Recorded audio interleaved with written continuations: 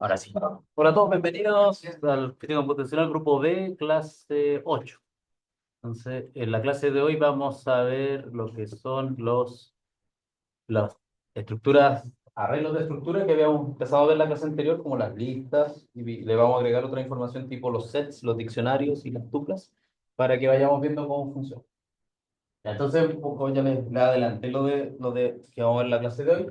Vamos a ver, vamos a repasar lo de las listas porque en la clase anterior igual pasamos lo de la lista bastante apurado, que era un poquito solamente para introducir el tema y que en esta clase no les costara tanto volver a verlo. Y vamos a ver lo que son las tuplas y qué significa hacer una tupla, que Python tenga este tipo de estructuras. Y además de las tuplas, lo que son los sets y los diccionarios. Más o menos, aquí en esta primera diapositiva, los tipos de paréntesis en Python sí tienen información importante, porque nos van a estar clasificando qué tipo de objetos son. Las listas son paréntesis cuadrados, las tuplas son paréntesis redondos, los sets llaves y los diccionarios también son llaves, pero con una particularidad. Ya, entonces, si se acuerdan, o y ahora lo volvemos a repetir, cuando nosotros, las primeras estructuras que vimos, que eran las listas, ya la habíamos visto varias veces, desde casi la clase uno habíamos estado hablando de que uno podía escribir en Python números separados por comas y además encerrados en paréntesis cuadrados, y estos eran objetos que nosotros después íbamos a poder llamar los elementos uno por uno que conforman esta estructura, que es una lista, una estructura en este caso de números enteros. Ahora bien, aparte de esa estructura, ahora en esta parte vamos a expandir un poquito más este conocimiento sobre qué hay dentro del objeto. Entonces, por ejemplo, las listas tenemos los elementos, en este caso tenemos el 3, 5, 34, 19, 22, 15, 10 y 18. Y en principio nosotros, este objeto tiene 2, 4, 6, 8 elementos. 8 elementos que van a estar indexalizados desde el número cero, que el primer índice de toda lista va a ser el cero, hasta, dije que hay 8, entonces hay 7 elementos. El índice número 7 que haría referencia al 18. Entonces, en este caso, nosotros sí que tenemos un objeto que se llama mi lista, que tiene asignados todos esos números en forma de una lista. Nosotros vamos a poder recuperar el número 3 y escribimos mi lista, paréntesis cuadrado 0, donde el 0 hace referencia al índice del elemento o al elemento dentro de la lista.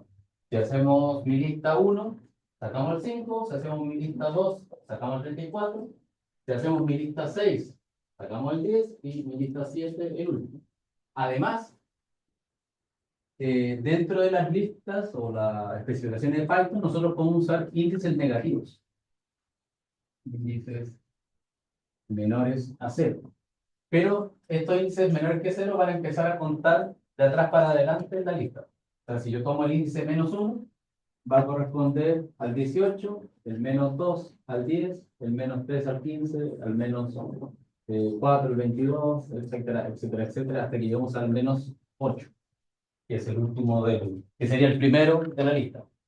¿De qué nos puede servir esto? Que nosotros, por ejemplo, utilizando el comando for, podríamos recorrer una lista, ya sea de adelante de forma normal o de forma revertida. Entonces vamos a hacer un ejemplo rapidito con el VS Code. Entonces, por ejemplo, si nosotros tenemos mi lista,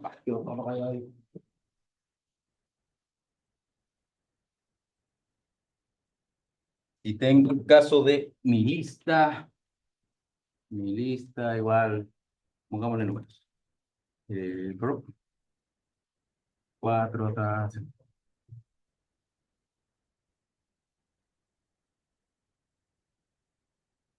por ejemplo, nosotros siempre podemos preguntarle a Python qué tipo de estructura es esta, y eso se hace con el comando type de tipo. Vamos a preguntarle qué cosa es mi lista, porque ya sabemos que es mi lista, y aquí le vamos a preguntar que, además, que nos imprima la lista. Mi lista. Si la ejecutamos, ahí está. Básicamente vamos a tener que nos va a decir que mi lista, al tener paréntesis cuadrado, va a ser de la clase lista, o sea, un tipo lista, y aquí tenemos la lista en sí. Entonces, como les decía, si yo imprimo ya sea imprimo el elemento 0 de mi lista, paréntesis cuadrado, 0, vamos a obtener el número 4, que es el primer elemento de mi lista. ¿Ok? Y en vez del 0 pongo el 1, tenemos el 5. En vez del 5 tengo el 8, el 8, el 2. Va a ser el 8, etcétera, etcétera, etcétera. ¿Ya? Entonces, en ese sentido, nosotros tenemos acceso a cada uno de los elementos de una lista a través del índice. Entonces, podríamos hacer un pequeño código utilizando el for, que vimos en la clase anterior. Por ejemplo, para J o para J en range, vamos a hacer que imprima mi lista,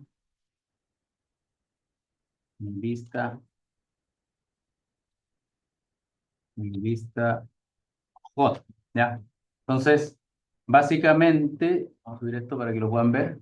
Yo estoy poniendo aquí un comando for, donde J va a obtener números de un range, que todavía no hemos especificado hasta dónde tiene que llegar, pero lo que va a ser imprimir mi lista, el elemento jésimo de mi lista. Nosotros estamos poniendo el valor de J, y J viene asignado por el range. Acá en range, nosotros tendríamos que poner el rango que queremos recorrer con nuestro índice. Si solamente ponemos un argumento, como aquí, como el nmax, lo va a poner, este iría desde 0 a nmax menos 1.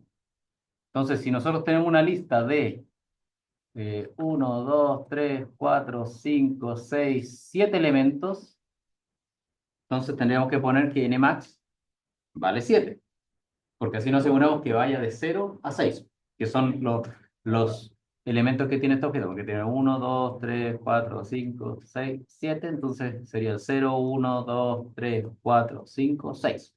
Entonces, si nosotros ponemos que nmax vale 7, voy a imprimir aparte de eso, voy a imprimir el spot para que lo tengan ahí. Si yo lo ejecuto, yo tendría que el elemento 0 sería el 4, el elemento 1 sería el 5, el elemento 2 el 8, etcétera, etcétera, y el 6 sería el 44. Básicamente estamos accediendo a los elementos de la lista. ¿Qué más podemos hacer acá? ¿Qué pasa si alguien es malvado y nos empieza a poner ahí, nos llena de números?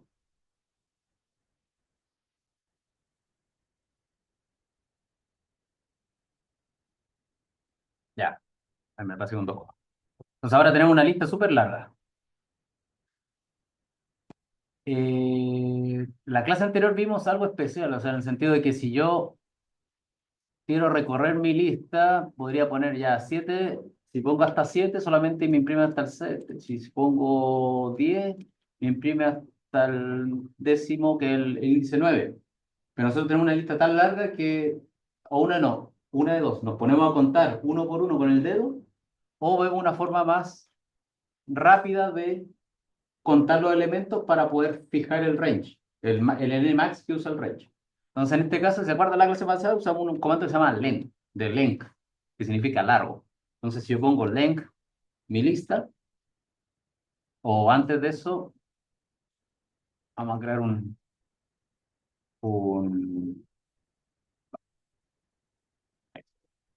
si yo pongo aquí print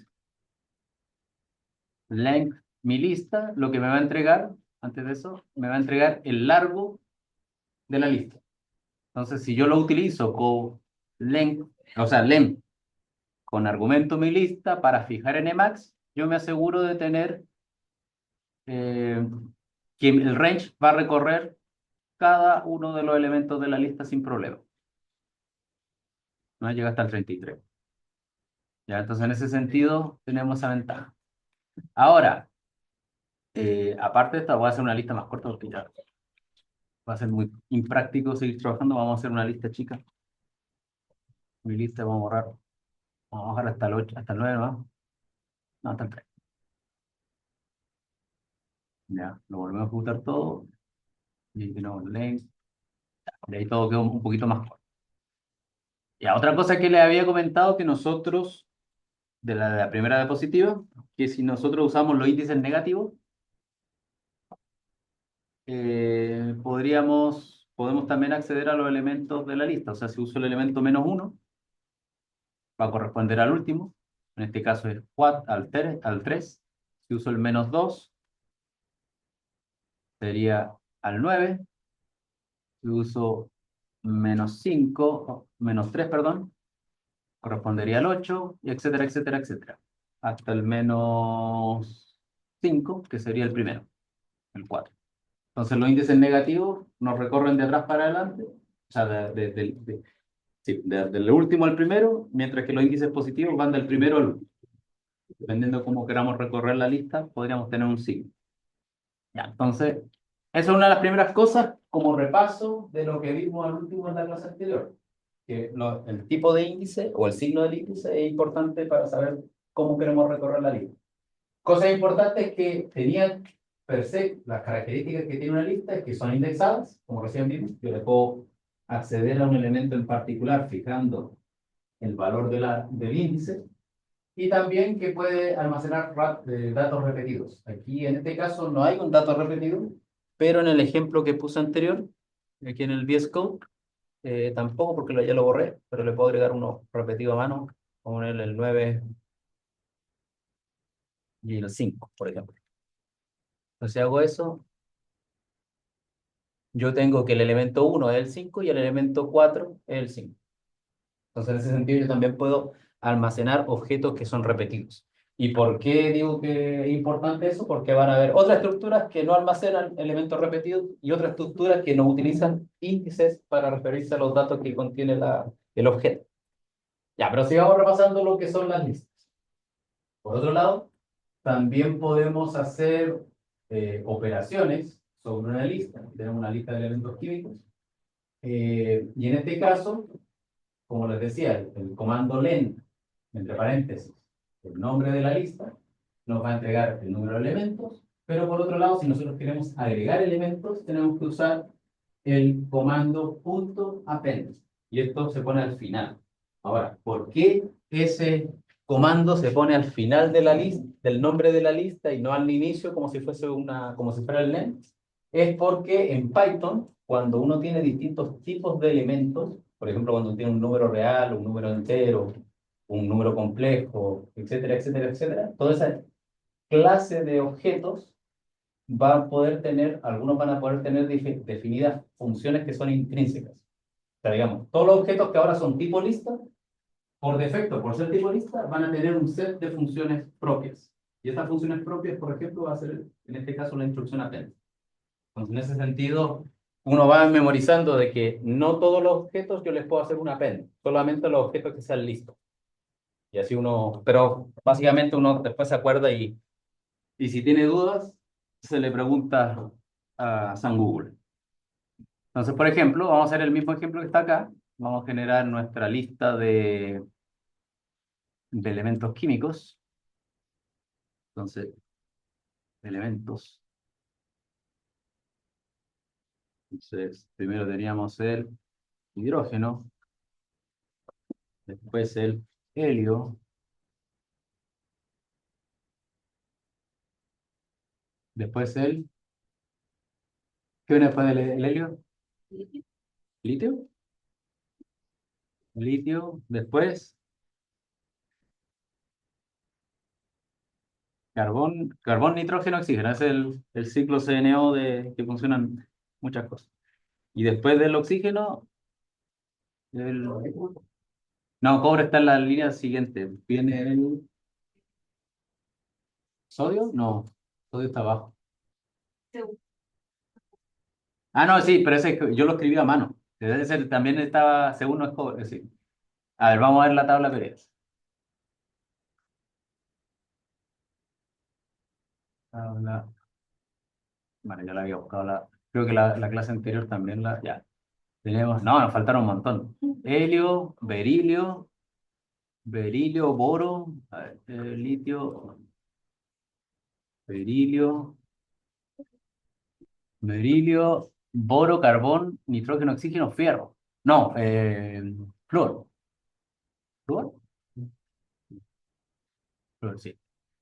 Boro, carbono, boro, carbono, flúor, flúor y... No, ya, y con ese... Ya, imagínense que tenemos esa lista, ya tampoco hay que escribir todos los elementos. Ya, entonces, por ejemplo, típico para asegurarnos o para mostrarles de nuevo que este es un objeto lista, podemos poner aquí elementos, type elementos y que nos escriba la lista que tenemos, que recién estamos definiendo. Ya, entonces, si lo imprimimos, ahí está la clase tipo lista y tenemos esos elementos. Entonces, yo les comento que ya por un elemento, ser una lista, perdón, nosotros podemos agregar objetos o elementos dentro de esta lista. Entonces, por ejemplo, si yo uso el comando elementos.append, yo puedo agregar un nuevo elemento. En este caso sería, a ver cuál me falta, estamos en el neón. Podemos agregar el neón y este elemento, ahora lo voy a imprimir, si se dan cuenta, ahora aparece acá, neón, después del flúor. Entonces, cada vez que yo agregue un elemento, use el comando append, lo que hago es modificar la lista para poder agregar un elemento a la cola. Siempre el comando append agrega elemento a la cola. Entonces, después del neón tenemos el sodio. Ahora sí viene así. Na. Entonces, si se dan cuenta, aquí aparece sodio. O aparece Na en este caso, que es el elemento.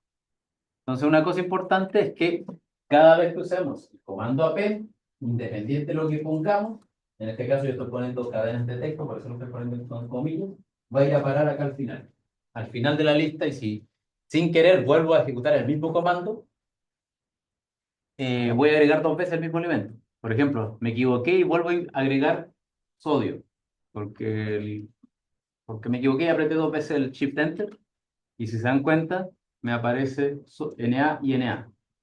Entonces, cada vez que haya un comando append, me va a agregar en este caso un Na al final. Entonces ahí tengo neón, sodio, sodio, sodio, sodio. Esto nos va a servir porque eh, bueno, no nos va a servir ese Na en principio, pero sí vamos a poder definir otras funciones que nos permiten modificar nuestras listas. Entonces, primero que nada, podemos tener una lista vacía. Una lista vacía significa una lista que no tiene ningún elemento, tiene largo cero, que es básicamente si yo hago un nombre de una lista, por ejemplo, primos, y lo pongo igual a abrir y cerrar paréntesis cuadrados, eso significa una lista que es completamente ningún elemento, nadie vive ahí en esa lista. Entonces vamos a hacer esa misma lista solamente para primos, igual, ya. Entonces, antes de eso, vamos a poner aquí, eh, para que lo vean siempre que un tipo primos, primos, primos. Entonces, si se dan cuenta, clase tipo primos, y vamos a agregar, vamos a agregar siempre en nuestra línea el elemento, el largo, primos.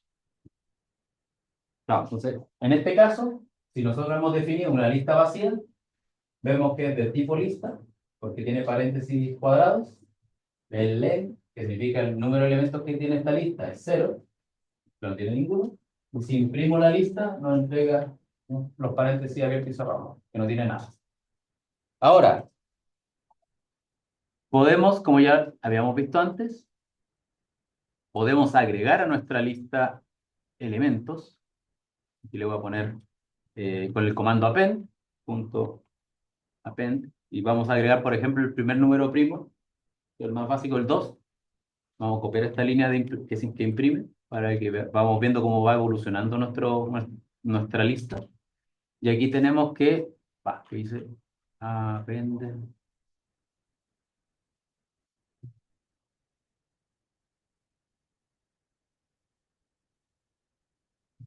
¿Qué pasó? ¿Por qué nos corre?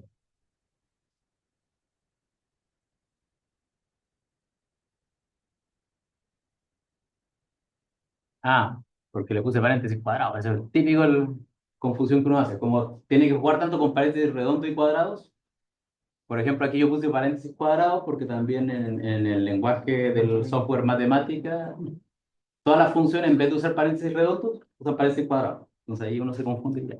Pero ya. Independiente de eso, con funciones que suelen ocurrir, pero uno se da cuenta rápido, como agregué ahora el número 2 por el comando append, ahora mi lista tiene un elemento y tiene solo el 2. Si yo quisiese agregar ahora el 3, y voy a copiar esta misma lista, estas mismas dos líneas, simplemente para que tengamos la evolución. Y pongo el 3, eh, con el primer append teníamos la lista 0, la lista vacía. Con el primer append agregamos el 2, y con el segundo append que agregamos el 3, quedó una lista que dice 2, 3. Y así tendríamos que estar haciendo si queremos agregar más números primos, y estaríamos hasta infinito haciendo copy y pega. Entonces, si uno quiere agilizar el proceso de agregar elementos, uno puede agregar a una lista, ya sea vacía o con elementos, otra lista, de tal manera que ambas queden concatenadas. Eso quiere decir que si yo, y ese es el comando que se llama extend. Yo tengo el append, este es para solo uno, y este es para un grupo de elementos. Entonces, por ejemplo, vamos a hacer el caso que está ahí, vamos a agregar varios números primos, pero utilizando el extend. Primos.extend. Y lo que nosotros agregamos es una lista. Eso quiere decir, como es una lista, tiene paréntesis cuadrados, y agregamos los que nos faltan, que era el 5, 7, 11, 13, por ejemplo.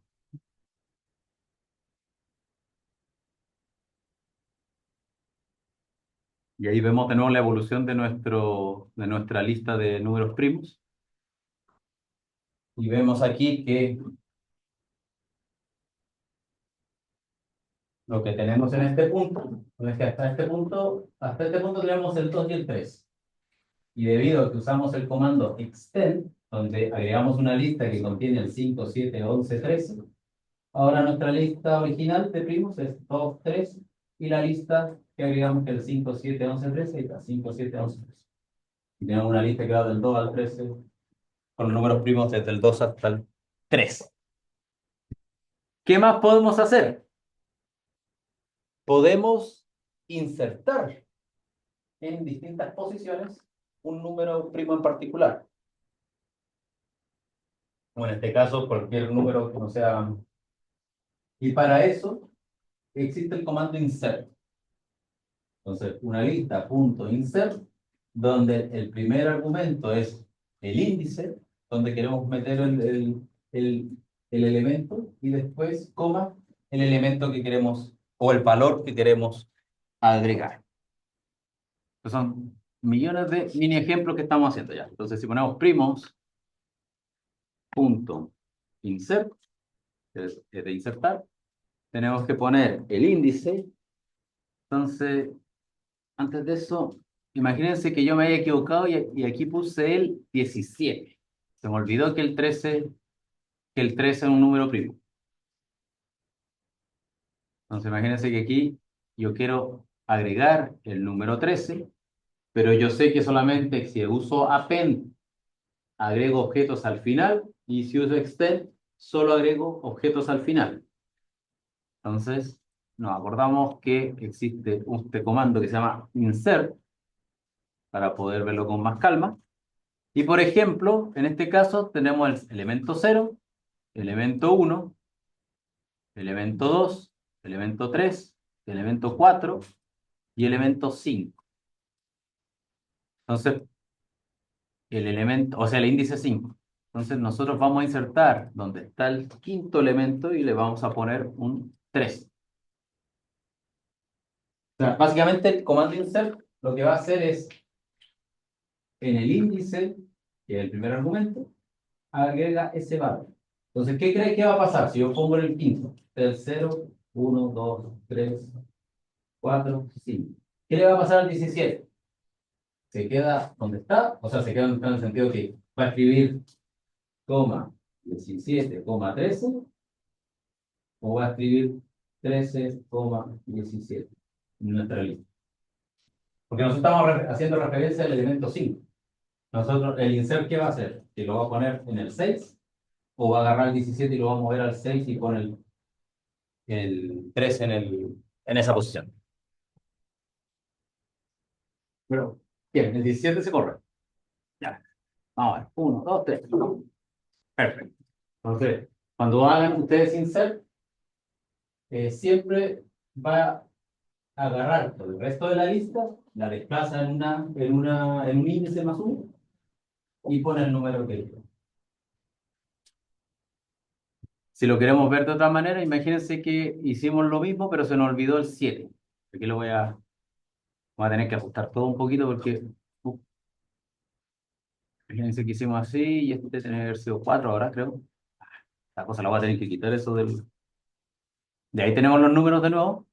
2, 3, 5, 11, 13, 17. Ay, y me di cuenta que se me olvidó el 7 como número primo, entonces, pero acabo de ver el comando insert. Vamos a hacer lo mismo. Y aquí, si yo quiero agregar el número 7, ¿en qué índice lo tendría que poner? Aquí yo le puse 4, pero no es 4. Aquí tengo que poner un número. ¿Cuál?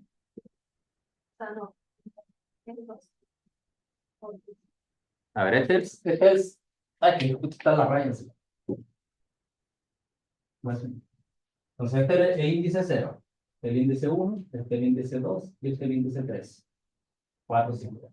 Y yo quiero poner el 7 entre el 5 y el 11. Entonces, claro, tengo que ponerlo en el 3 y así todo. El 11 salta al 4, el 13 al 5 y el 17 al 4. Entonces, si pongo aquí, ¿cuánto era 3? 3. Ejecutamos y ahí tenemos, perfecto, tenemos la lista de números primos: 2, 3, 5, 7, 11, 13, 17. Perfecto. Entonces, ya con eso, si ustedes tuvieran que escribir números primos, y los números primos lo están buscando según una regla y se dan cuenta que su regla se saltaba algunos números potenciales primos, podrían insertarlos en una lista y no ir sistemáticamente. Ya. ¿Qué otra cosa importante?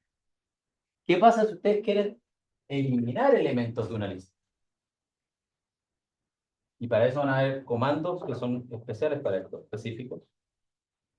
Por ejemplo, el comando remove. Y lo que hace el comando remove, elimina los valores que tengan, o sea, elimina los elementos que tengan ese valor. En este caso, si yo quiero eliminar el 11, le pongo, aquí lo voy a escribir en otro objeto más arriba para no estar siempre con el mismo. Ya, digamos que alguien se equivocó. Vamos a hacer vamos a poner el elemento, creo que este fue el mismo ejemplo. Aquí vamos a poner bueno, claro, como la vez pasada. Imagínense que alguien se equivocó y en vez de poner un número primo, escribió tío en la lista. Y nos dimos cuenta que eso nada que ver. Y en vez de volver a ejecutar todo al inicio, queremos simplemente eliminarlo. Entonces tendríamos que hacer print, no, print no, primos, eh, punto remove, y tendremos que poner como elemento, no, el valor que queremos eliminar. Por ejemplo, queremos eliminar el valor tío, o en este caso la cadena de caracteres TIO. Entonces ejecutamos. ¿Qué hizo? Lo borró, digo. ¿Por qué no lo borró? No lo borró. Ah, sí, lo borró, pero no lo borró, pero antes lo había agregado. Ahí sí. Ahora lo voy a ejecutar en este caso. Así que cuando volví a ejecutar la celda, se volvió a insertar otro tío, que después lo borré, entonces aparece un tío solamente. Ahora sí. Ahí está. Aparece. Alguien metió un tío aquí, que nada que ver, y me di cuenta y lo quité el valor tío de la lista. Podría quitar, y voy a copiar esta lista acá mejor para que eh, para después cuando corran este mismo ejemplo en sus casas no se compliquen. Vamos a crear primos igual. Ahí está. Y ahora sí, aparece tío, quitamos a tío. Eh, ¿Qué pasa si alguien agregase a nuestra lista de números primos alguien que no leyó eh, primos.append? No vio los números que ya habían y dijo, ah, falta el 3. Falta el 3, falta el... Y vino otra persona que también no leyó lo que escribió la otra persona anterior, y volvió a poner el 3. Tenemos dos, tres más. ¿Qué pasaría si yo empiezo? Ahí está. Digamos que ahora nuestra lista tiene ahí un 2, 2, 3, 3, 2, 3, 5, 7, 11, 13, 17, 3 y 3. ¿Qué pasa si yo hago remove 3? ¿Qué le va a pasar a mi lista? Se mueren todos los 3, se muere un 3, o sea, quitamos un 3 y si quitamos solo un 3, ¿cuál de los 3 quitamos? Pregunta. O sea, si yo hago remove 3, que es lo que voy a ejecutar ahora, ¿cuál de estos 3 que están acá desaparecen o desaparecen todos o cuál? ¿Los 3 desaparecen? Vamos a ver. No, desapareció el primero de la lista. Si yo quisiera eliminar los otros 3, tendría que hacer, por ejemplo, los otros 3 tendría que volver a eliminar 3 cada uno por separado. O sea, ejecutar. Este primer 3 eliminó ese 3. Y este remove 3, el segundo remove 3, eliminaría ese 3. Y el último remove 3 eliminaría ese 3. Entonces, si lo ejecuto, y ahora nos quedamos sin ningún 3, ¿no? Desaparecimos el 3 que estaba acá, y después eliminamos ese último 3 y nos quedamos con esa lista que no tiene el 3.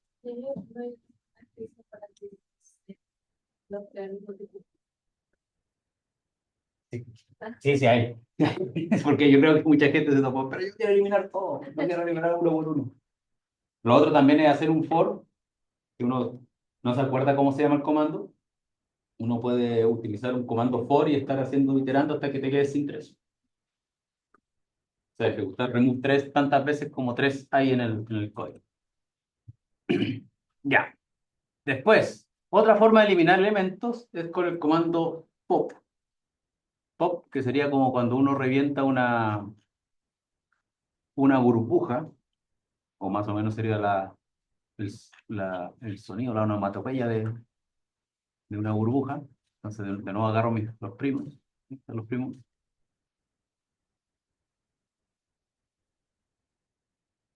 Vamos a agregar un primo.insert, poner un número ahí cualquiera en el elemento 4, vamos a poner el 12. Digamos que ahora tenemos de nuevo una lista de primos donde el 12 claramente no es un número primo y lo queremos eliminar.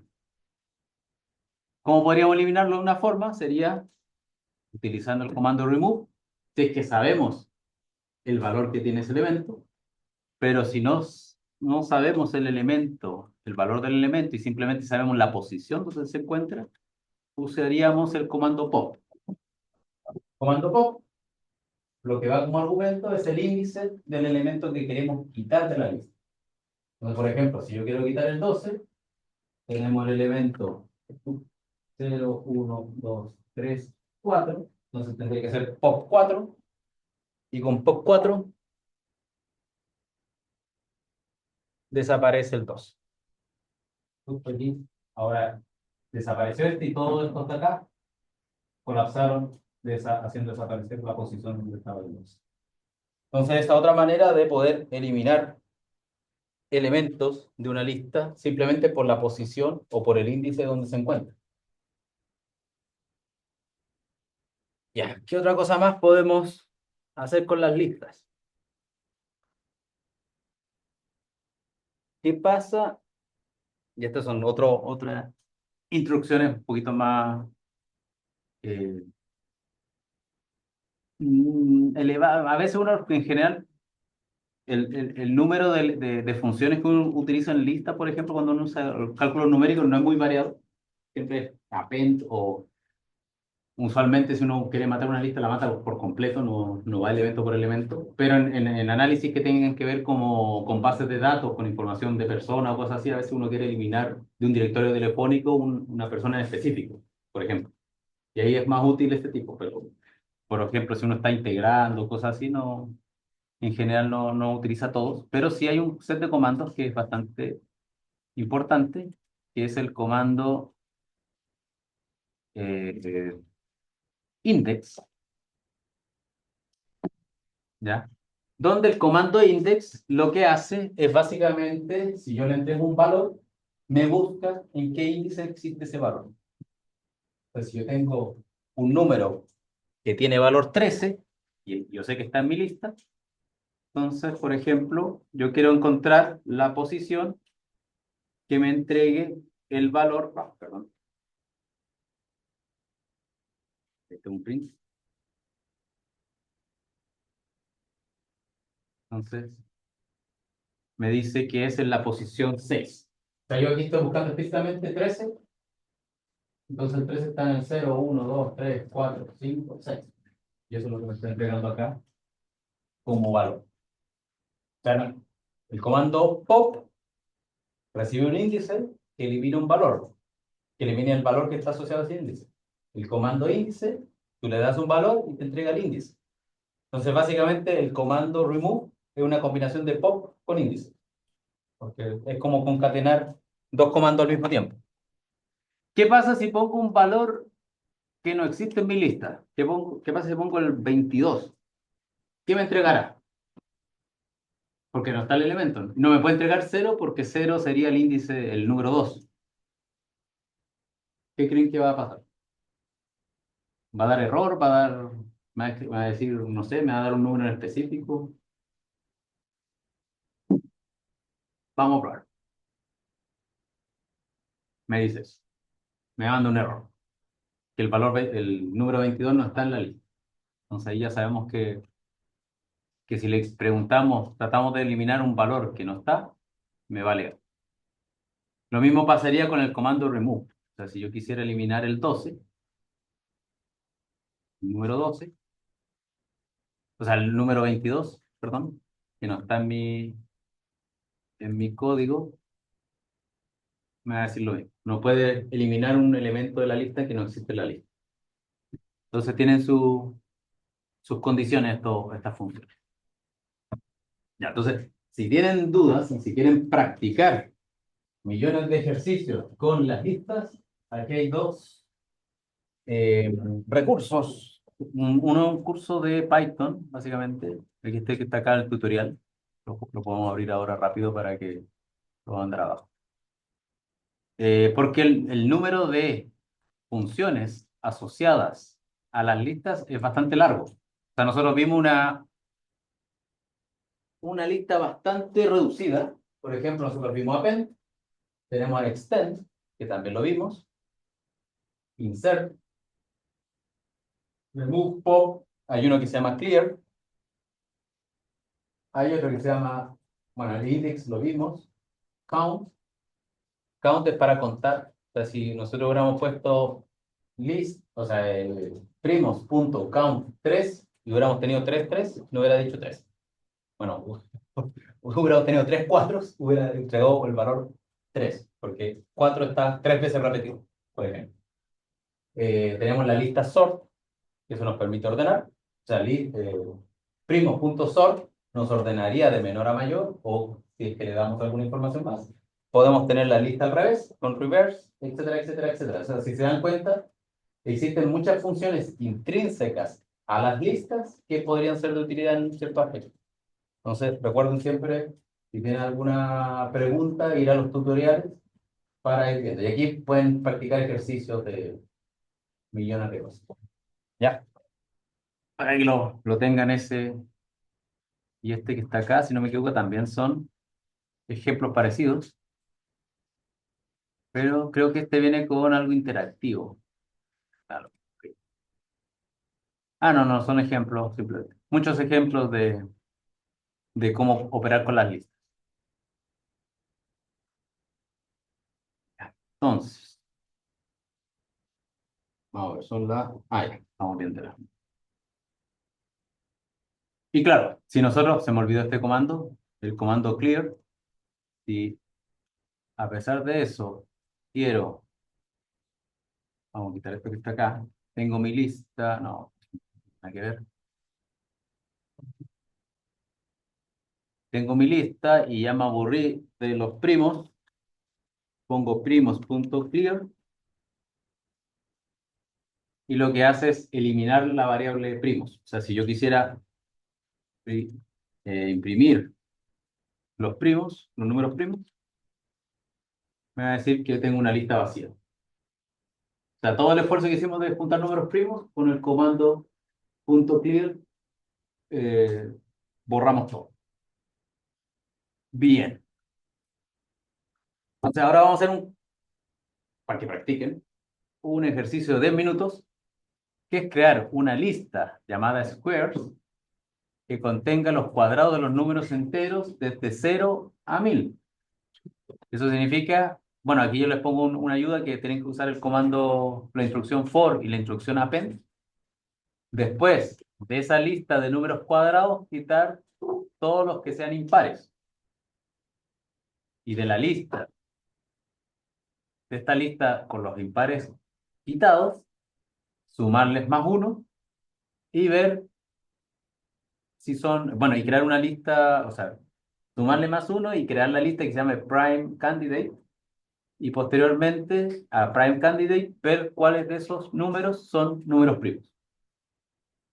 O sea, es una cadena de un programito un poquito más largo de lo que han hecho antes, pero primero crear una lista con los números del 0 al 1000 al cuadrado. Después de esa lista, quitar cuáles de esos elementos son impares. Posteriormente, crear una lista con los valores de esos números impares, con los números pares que hayan sobrevivido de la lista square, le suman más uno. O sea, si les daba el número 4, por ejemplo, que es 2 al cuadrado, sobrevivió el 4 a esta lista, 5. Sería crear la lista de elementos que tengan un número al cuadrado más uno, y a esa le llaman prime candidate, y después ver cuáles de esos números que están ahí son números primos de verdad. Y guardarlos en una lista que se llame prime found. En todo esto hay que usar el comando append, lo más práctico. Entonces, 10 minutos para que trabajen y yo les paso la lista para que vayan practicando. O sea, estemos bien con eso. A practicar, que para eso. Vamos a hacer la lista. ¿Vinieron todos? No, sí. Una cosita. No, lo que pasa es que la próxima semana han estudiado cosas así como universidad de Machine Learning, a la cual que tengo un conflicto de... Tenemos el taller. ¿Cabe la posibilidad de que yo pueda hacerlo una película la semana que sí?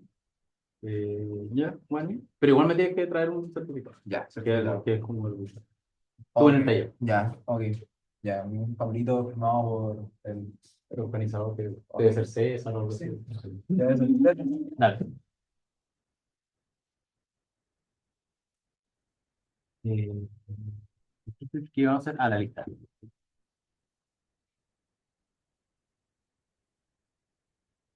En el primero. No,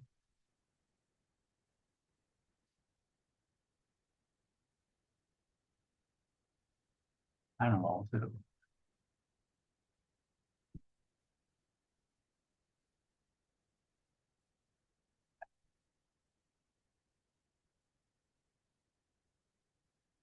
Baquedano no vino. No. Fernández, sí, ¿no? Sí. Perdón. González, sí. Lovera, acá. Molina Isabel, está allá. Ramayo Benjamín, está ahí al fondo, sí. Reginensi, Etan, está acá. Y Saez Zúñiga, está ahí.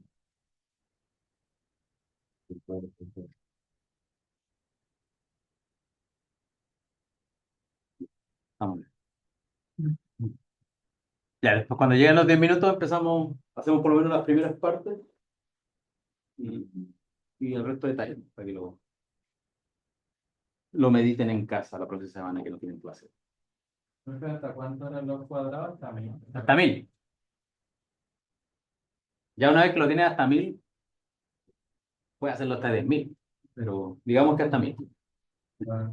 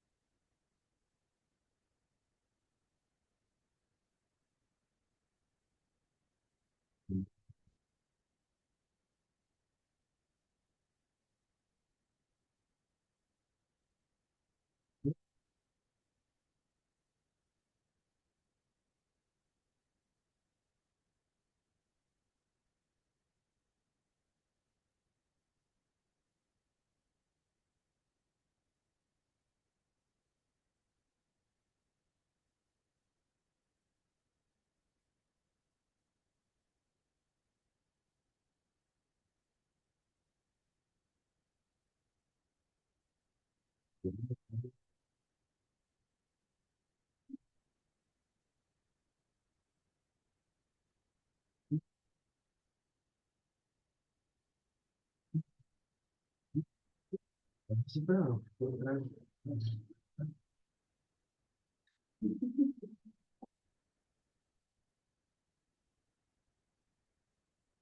No, cuando aquí estaba en clase.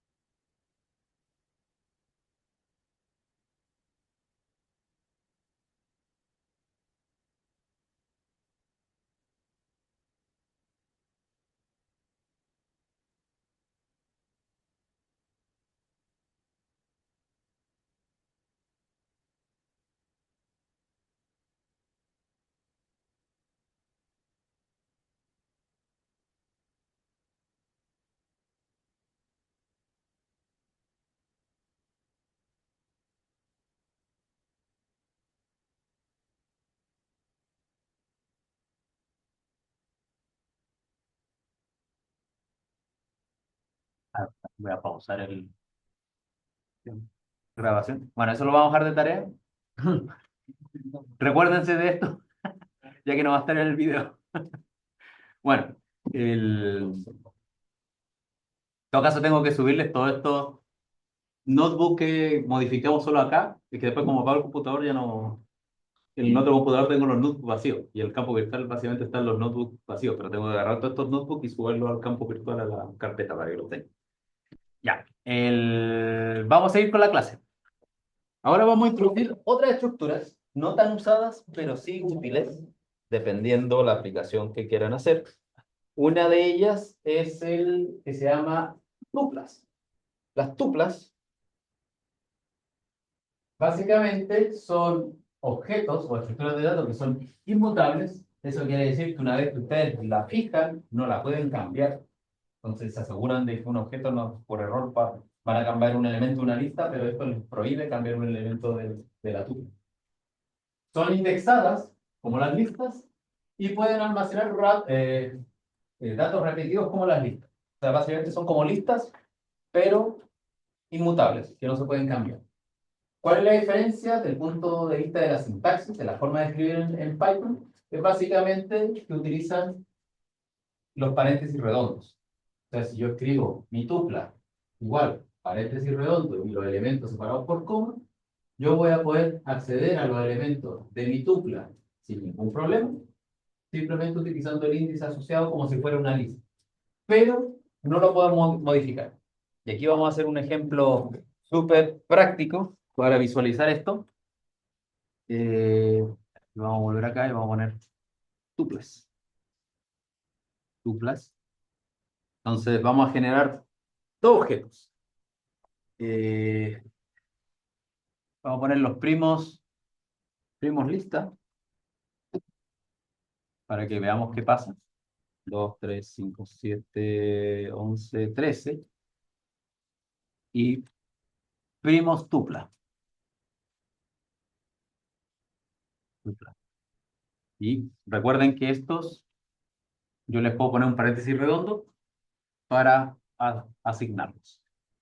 Ya, entonces vamos a preguntarle a Python de nuevo. Recuerden que siempre con el comando type nos puede indicar qué cosa es cada uno. Primos lista. Vamos también a imprimir el largo de los elementos. Primos lista. Primos lista. Y vamos a hacer lo mismo con la tupla. Primos tupla. Tupla. Tupla.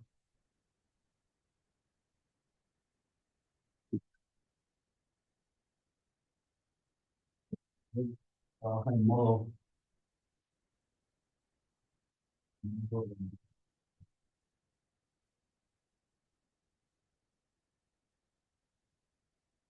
Ya, modo tupla, tupla, tupla. Ahí está.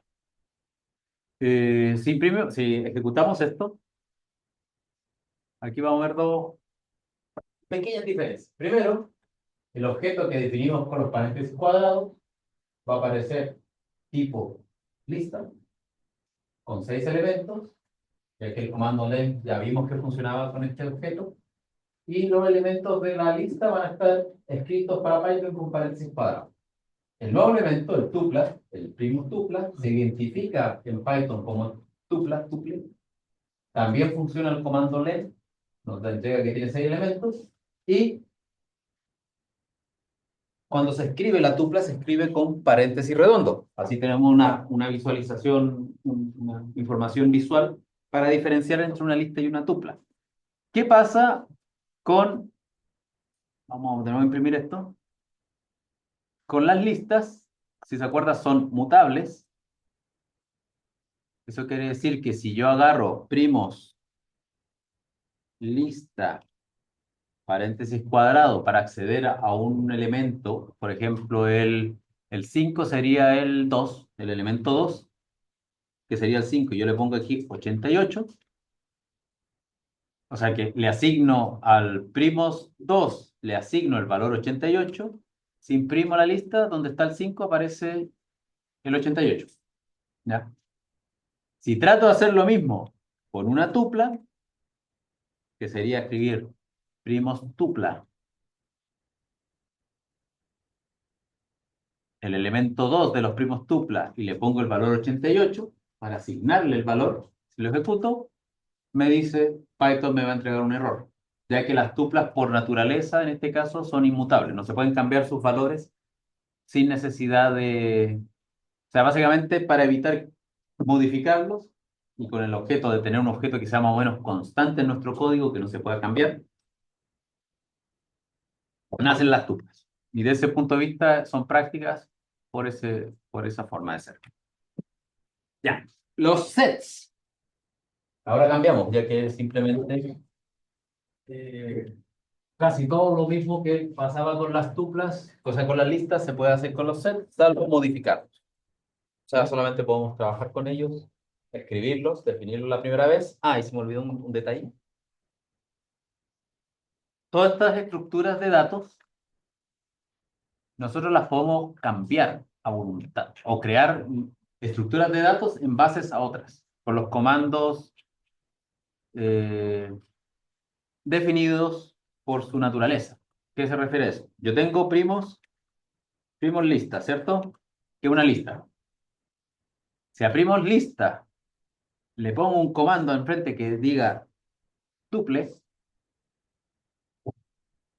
se transforma en tupla. Y si tengo una tupla, como primos tupla, y le pongo el comando lista, ahora la transformo en lista. O sea, los elementos, no necesariamente los elementos, una vez que es inmutable, no se pueden transformar entre uno y otro. Simplemente que existe el comando tupla, el comando lista, el comando set, el comando diccionario, que nos permite cambiar estructuras de una a la otra. ¿Ya? Eso es un detalle que a veces a uno se le olvida y siempre piensa que la lista, la única forma de definir una lista es con los paréntesis cuadrados. Uno podría definir una tupla y transformarla en lista, si es que necesita hacer algo. Ya. Entonces, ahora, dicho eso, ahora vamos a hablar de estos que están acá, los elementos, la estructura de datos que se llaman los sets, o conjuntos, si lo quieren ver, si lo quieren pensar de esta forma. ¿Cuál es la diferencia entre ellas? Es que son inmutables, al igual que las tuplas, una vez que las defino las puedo cambiar.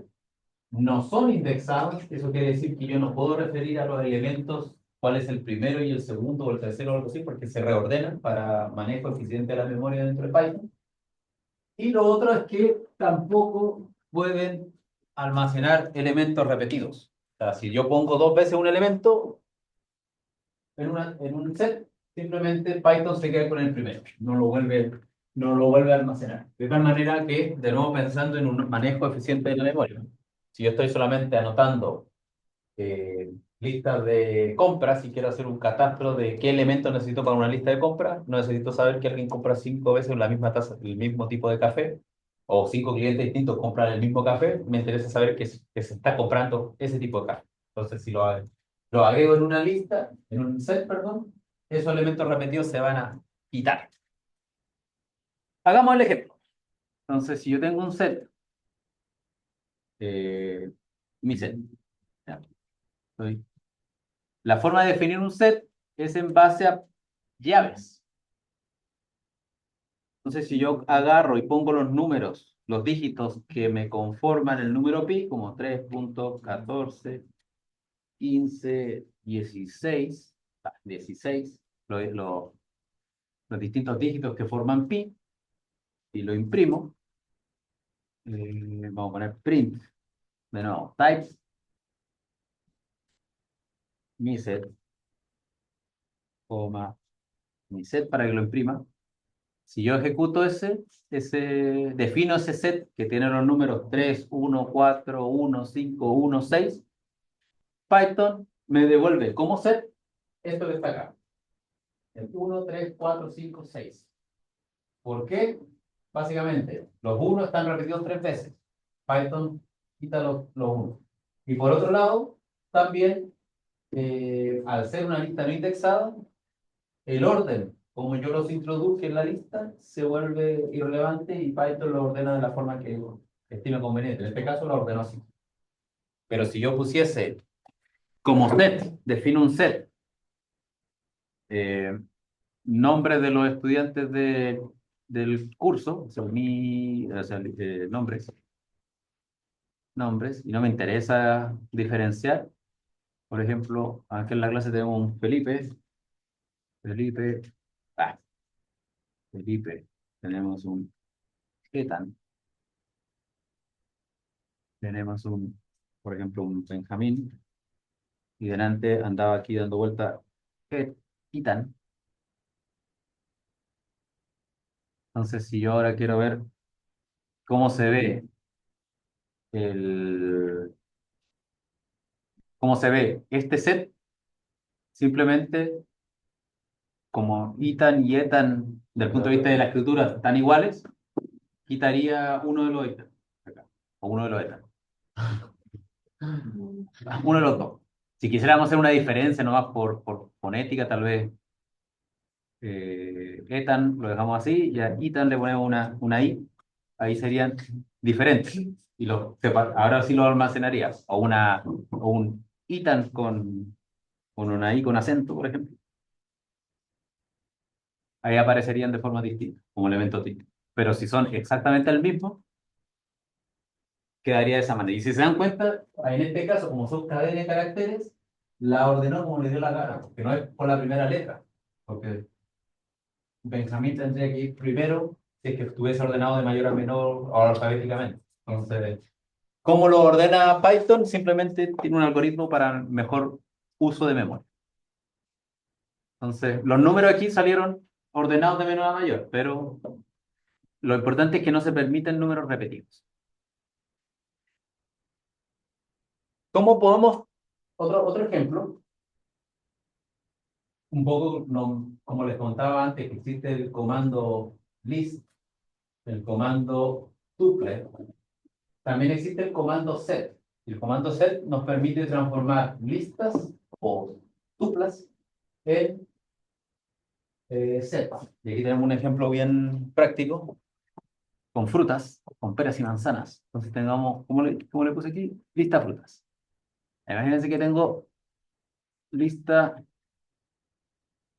frutas, porque está haciendo un pedido, tenemos pera, manzana, limón. ¿Qué otra fruta? Naranja. Y hay una naranja. Y una última fruta, frutilla. Frutilla, por ejemplo. Entonces, si yo le pregunto esto que me diga el tipo, me va a decir que una lista. Lista, frutas. Ya me dice que una lista, pero con el comando set, yo puedo transformar mi lista de frutas en un set. Lista, frutas, eh, set, frutas, igual. Y aquí le pongo type, ahí ya. Set, frutas. Entonces, si se dan cuenta, acá con este ejemplo, yo transformé lista de frutas, que está aquí, le pregunté cuál era el tipo asociado a lista de frutas, me dijo que era una lista, pero si uso el comando set, claro, se lo tengo que quitar, el comando set, y le doy como argumento una lista, la va a transformar ahora en un set. Claro, como aquí no hay elementos repetidos, no pasa nada, pero alguien que hubiera puesto manzanas, manzana 2 y hagamos lo mismo que hacemos siempre, print, pero con P minúscula, print, o lista frutas, que básicamente me aparece la manzana 2 veces, pero al transformarla en set, como ya les decía, los elementos repetidos desaparecen. Set, frutas, está acá. Solamente desapareció, nos quedamos con una manzana y el orden lo dejó casi igual, solo que la frutilla la pasó adelante de la naranja. El orden que usó Python para ordenar el set. ¿Qué otra cosa podemos hacer con los sets? Con los sets podemos trabajar con ellos como si estuviéramos usando conjuntos contenida en sets. ¿Qué le pasó? Con información contenida en set, podemos transformarlas o podemos juntarlas, unir sets o intersectar sets, que eso significa elementos que sean comunes con un objeto. Entonces, en este caso, como de tiempo. Ah, no, está bueno. No, no vamos bien, vamos corto. Ponerlo ahí. Entonces, por ejemplo, si yo tengo un elemento, tengo estos sets que son el set A de 1, 2, 3, 4, el B 2, 3, 4, 5, set 3, 4, 5, 6 y etcétera, etcétera, el D del 4 al 7. Si yo hago A punto unión B, significa que estoy uniendo el set A con el set B. Entonces, por ejemplo, de estos números que están acá, el 2, 3, 4 está repetido. Entonces, básicamente, el set de unión va a ser el 1 del 1 al 4, incluyendo el 5, como vemos acá. Si yo hago A barra vertical, equivale a la unión, ¿ya? Porque sería, la unión equivale a la función lógica O. A o B quiere decir que sean elementos de A o elementos de B, equivale a la unión. Y también puedo unificar varios sets al mismo tiempo. O sea, si hago A, unión B, unión C, unión D, me va a dar un set que va desde el 1 al 7, ya que todos los elementos que al ser repetidos son quitados del set. Por otro lado, puedo hacer intersección, tomando los mismos sets. Si hago A intersección B, solamente me va a dar los elementos que son comunes a ambos sets. En este caso, como el A y el B comparten el 2, 3 y 4, me da un set que es el 2, 3, 4. Y de la misma manera que puedo concatenar varias uniones, puedo concatenar varias intersecciones. A intersectado con B, intersectado con C, intersectado con D, y nos damos cuenta que el único elemento que es común a los cuatro sets es el número 4. Entonces, de esta forma, también podemos hacer, si estamos trabajando con bases de datos formalmente, podemos ver cuál es el elemento que más se repite, o sea, que es común a varios sets, a varias listas de compra, por ejemplo, como un café, o Coca-Cola, o Monster, o lo que sea, que se repiten varias listas. Y también podemos ver la variedad de elementos que hay en una lista, en varias listas de compra con el comando unión, o con el comando intersección, dependiendo de lo que queramos hacer. Ya. Para no, porque como nos queda poquito tiempo, vamos a introducir ahora en la última estructura, y con esto ya terminamos la clase, con esta estructura, son los diccionarios. Los diccionarios son especiales. Los diccionarios son de los que después de las listas, a ver, uno tiende a usar más. Los sets y las tuplas no tanto, pero ahora vamos a ver por qué los diccionarios son entretenidos. Son, primero que nada, mutables. Eso quiere decir que si yo tengo un diccionario voy a poder cambiar los elementos de este diccionario.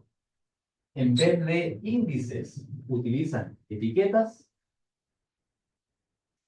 y pueden almacenar también datos repetidos. Eso significa que eh, son como una lista, pero en vez de índices usan etiquetas. ¿Y qué me refiero con etiquetas? Significa que el elemento que utiliza un diccionario se introduce de esta forma. La etiqueta, dos puntos, el valor asociado a la etiqueta. Por ejemplo, en este caso tenemos un ejemplo donde tenemos un anexo, una lista de números de anexos, de no, lo que sea, asociado a un nombre. Entonces, por ejemplo, yo tengo mi diccionario que lo estoy generando donde Juan tiene el valor 4098, Felipe el valor 4139, Juvenal 1101, Clara le tiene asociado el valor no tiene. Digamos que esta es como un, ¿cómo se llama? Una guía de teléfono, una guía de anexo. Le vamos a preguntar el tipo. Vamos a hacer este ejemplo, lo vamos a hacer de verdad. Vamos a ver, entonces tenemos anexos. Igual. Opa. Ya, como diría Juan, Juan tiene el número de anexo S, Pedro, Pedro tiene el número tanto, Violeta tiene el número el que está ahí, y Juliana no tiene teléfono, no tiene anexo. Por ahí. Entonces podemos de nuevo pedir, como siempre, print type para saber qué cosa es esto de los anexos. Anexos. y que nos impriman los anexos. Ya, entonces, de nuevo, aquí estamos. Juan con su número asociado, Pedro con su número asociado, Violeta con su número asociado, Juliana con su valor asociado que él no tiene. De lo importante, los diccionarios se definen utilizando llavecitas y si nosotros queremos leer un dato en particular, como ya no usa índices, utilizamos la etiqueta. Entonces, por ejemplo, si yo quiero saber cuál es el anexo de Pedro, anexo, y entre paréntesis cuadrados, pongo el valor de la etiqueta o la información asociada a la etiqueta. Entonces, si pongo Pedro acá, me dice, perdón, era anexos. Anexos, ¿cuál es? Me dice 5141. Simplemente poniendo la etiqueta. Que es un poco más, en cierta forma, más amigable con un directorio telefónico, pero el uso que se puede usar de un diccionario a nivel de física, pensando en física computacional, es que si ustedes están definiendo un objeto y tiene ciertas propiedades, por ejemplo, en vez de un objeto que se llama nexo, tiene un objeto que se llama electrón, donde una etiqueta es la masa, donde ponen el valor de la masa, otra etiqueta es la carga eléctrica, la etiqueta es el spin de la partícula, del electrón. Entonces tienen el diccionario para el electrón, el diccionario para el protón y arman un átomo de hidrógeno o lo que sea. Pero así pueden tener como tarjetas que les permiten identificar o darle propiedades físicas a un cierto objeto que después se va a utilizar en otro contexto. ¿Qué otra cosa importante con los diccionarios? El hecho de que nosotros podemos agregar elementos simplemente agregando etiquetas, generando una nueva etiqueta. Por ejemplo, anexos y vamos a agregar,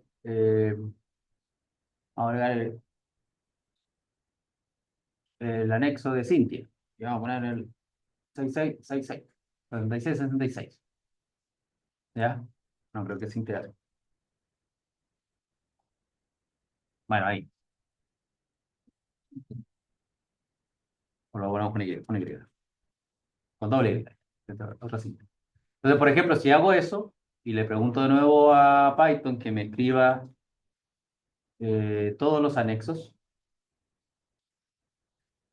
ahora va a aparecer Juan, Pedro, Violeta, Juliana. Bueno, allá al fondo se ve Cintia, Cintia y con un nuevo número. O sea, simplemente dando anexo un nombre de una etiqueta que no esté en la lista de etiquetas, puedo agregar. Y si la etiqueta aparece, ya existe, yo le puedo cambiar el valor. Por ejemplo, a Juan le cambiaron el anexo, ya no es el 6352, quiero ahora que sea el 6661. Entonces ahora nos damos cuenta que ahora dice Juan 6661. Entonces nos sirven como objetos dinámicos porque podemos cambiar los números, pero también podemos agregarle nuevas etiquetas. O sea, si tenemos un objeto que es, como les decía, el electrón, y que habíamos definido que tenía masa, carga y spin, podríamos definir también que tiene la posición en X, posición en Y, posición en Z, velocidad en X, velocidad en Y, velocidad en Z, y tenemos un objeto de un diccionario que define muchas de las características de ese objeto, que sería en este caso un electrón. De tal manera que los diccionarios sí pueden ser bastante útiles cuando uno hace cálculos de índole científico pensando en modelación de algo. Igual que antes, acá hay un link para que puedan eh, adentrarse un poquito con el uso de los diccionarios, ya que las funciones que estamos usando igual son poquitas, pero existen muchas más. Como por ejemplo hacer búsquedas sobre diccionarios o un montón de otras cosas más que van a poder ver cuando se metan al enlace y vean qué otras funciones u operaciones están asociadas con los diccionarios. Bien, de tarea, tienen que generar un set que contenga los primeros n números primos, donde n ustedes lo fijan, los primeros 100 números primos. 100 números primos, no los números primos hasta el 100, sino que tienen que tener 100 números primos y contrastarlos con los primeros 100 por ejemplo, si n es 100, elementos de la secuencia de Fibonacci. ¿Te acuerdas la secuencia de Fibonacci? Fibonacci. ¿Ya? La secuencia de Fibonacci, pueden agarrar la lista desde acá si no la quieren calcular. Después igual vamos a hacer cuando veamos lo que son las definiciones. Vamos a trabajar con calcular la secuencia de Fibonacci, pero pueden agarrar aquí los primeros 100, compararlos con los primeros 100 números primos. Para esto, para poder generar ese set, lo que pueden usar es intersección, ya que los elementos comunes a ambos sets les van a salir de un paraguaso. Y después, que tengan esa intersección, ver cuáles de esos números primos, bueno, con la intersección van a poder ver cuáles de los números de Fibonacci son números primos a la vez. Y eso se le conocen y lo van a poder comparar, ya que es una subclasificación de números primos que son los primos de Fibonacci. Y están acá, por ejemplo. Ustedes van a poder ver cuál de estos la lista debería ser igual a la de acá, para que la revisen y la vean con calma. Eso. Entonces, quedamos hasta acá.